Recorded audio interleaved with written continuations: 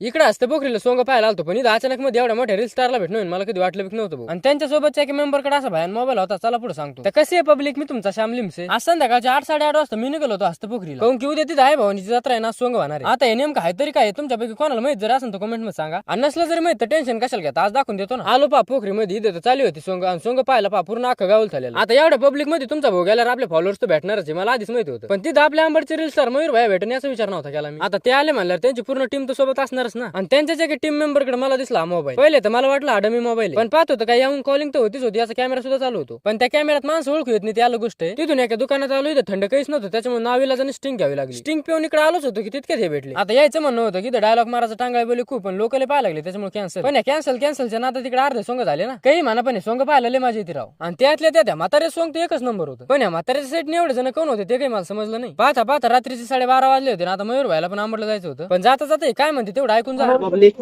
जय शिवराय. आपला भाऊ खूप मेहनत करतोय, ते जास्तीत जास्त फॉलो करा, कमेंट करा, व्हिडिओला शेअर करा आणि लवकरच 50 ची कंप्लीट करा.